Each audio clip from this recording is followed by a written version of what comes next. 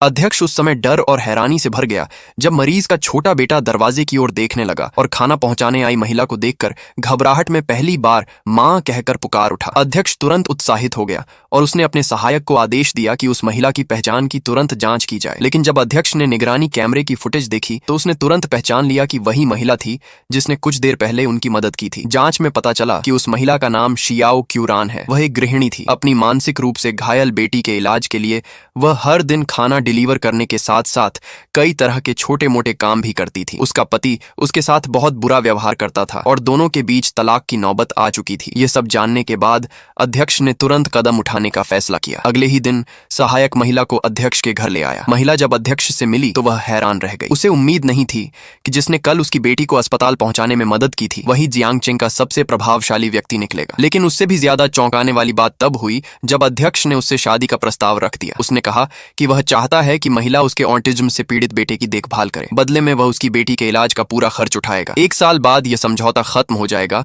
और मुआवजे के रूप में वह उसे एक आलीशान विला और बहुत बड़ी धनराशि देगा। लेकिन इतने अमीर प्रस्ताव के बावजूद महिला ने उसे ठुकरा दिया। उसने कहा कि उसका अभी परिवार है, हालांकि उसका तलाक होने वाला है, फिर भी उसके दोबारा शादी करने का कोई इरादा नहीं है। लेकिन उसकी यही साफगोई अध्यक्ष को और भी प्रभावित कर गई। उसने महिला को अपना बिजनेस कार्ड देते हुए कहा कि अगर वह कभी अपना फैसला बदल दे तो उससे संपर्क कर सकती है। शायद ये सब किस्मत में पहले से लिखा था। अपनी बेटी के ऑपरेशन के पैसे जुटाने के लिए महिला एक फैशन डिजाइन प्रतियोगिता में हिस्सा लेने पहुंची। वह उस पुराने करियर को फिर से अपनाना चाहती थी जिसे उसने परिवार के लिए छोड़ दिया था। इस प्रतियोगिता का इनाम 2 लाख था। जब अध्यक्ष ने प्रतियोगिता में महिला को देखा तो उसे भी आश्चर्य हुआ। उसे समझ नहीं आ रहा था कि एक साधारण गृहिणी इतने प्रतिभाशाली डिजाइनरों के बीच कैसे मुकाबला करेगी। प्रतियोगिता का विषय नई जिंदगी था और डिजाइन तैयार करने के लिए 3 घंटे का समय दिया गया था। बाकी सभी डिजाइनर तुरंत काम में जुट गए, लेकिन महिला अलग थी। वह शांत होकर अपनी आंखें बंद करके बैठ गई। कुछ देर बाद उसने सिलाई मशीन का इस्तेमाल करने के बजाय पारंपरिक हाथ की कढ़ाई शुरू की। दूसरे डिजाइनर उसका मजाक उड़ाने लगे। वे कहने लगे कि वह यहाँ खुद को शर्मिंदा करने आई है और उसी की वजह से बाकी लोग ज्यादा प्रतिभाशाली दिख रहे हैं।